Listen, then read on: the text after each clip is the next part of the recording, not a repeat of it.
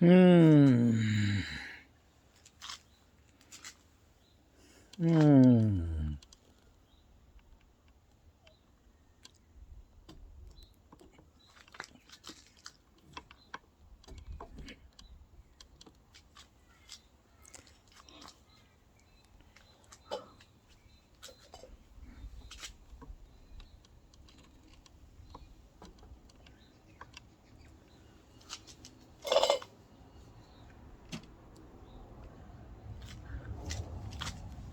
வணக்கம். வணக்கம் செல்வங்களே, வணக்கம். இன்றைக்கு 3வது முறையாக உங்களை சந்திக்கிறேன். பாருங்க, விளக்கு எரிகின்றது. விளக்கு இல்லை, அந்த விளக்கு சூரியன் கடவுளால் ஏற்படுத்தப்பட்ட விளக்கு. அந்த விளக்கின் ரகசியத்தை கூட உடைத்து எரிந்து விட்டேன். அவர் என்னை பார்த்துன்னுக்கிறாரு, மகன் இவன் எல்லாத்தையும் உடச்சி போட்டுறானே. எல்லாத்தையும் உடச்சி போட்டேன். அவர் இந்த உலகத்தை போட்டு உடச்சி தூளாக பண்ணிட்டாரு. நல்லா அந்த உலகத்தை பீஸாக பண்ணிட்டாரு. அந்த மாதிரி அவர் பண்ணிட்டேன். இல்லை, இருந்தது அவர் பண்ணதில் நான் சொன்னேன்.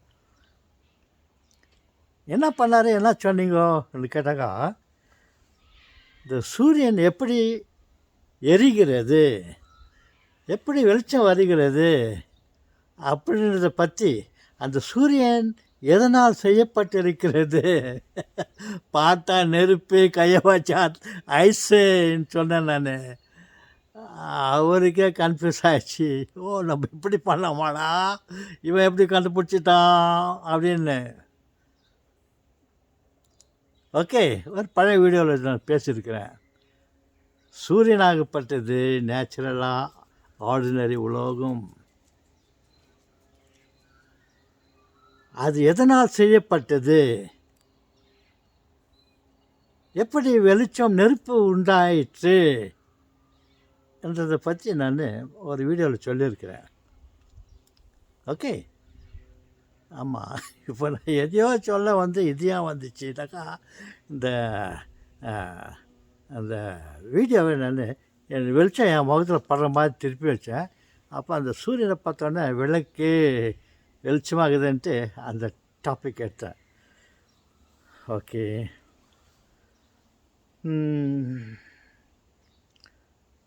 மனுஷனுக்கு வயசு ஆவோ ஞாபக சக்தி கம்மி. பாரு, நான் இந்த எதை பற்றியோ பேசுறதுக்காக இங்கே ஆரம்பித்தேன்.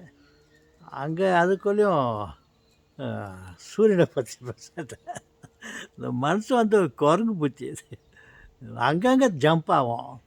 அந்த குதிரை வண்டியில் போகும்போது இந்த குதிரைக்கு அப்படித்தான் போயின்னா இருக்கும். இங்கே அங்கே ஞாபகம் எங்கன்னா பார்த்து போய் பள்ளத்தில் விழுந்துடும், எங்கன்னா பண்ணிடும். அதனால் அதுக்கு கண்ணுக்கு காலுக்கு போடுறது லாடம், கண்ணுக்கு கவசமா இல்லை, கண்ணுக்கு ஏதோ ஒரு இதாக ஒன்று வச்சு கட்டிடுவாங்க குதிரை வண்டியில் போகிறதுக்கு. அப்போது அதுதான் நேராக போயின்னுக்கும். இல்லைனாக்கா அதையும் பார்த்துட்டு மிரலாம். அந்த மாதிரி பாரு, நான் என்னுடைய டாப்பிக்கை விட்டுட்டு திசை மாறிச்சு. என்னத்தை பற்றி பேச வந்தேன்,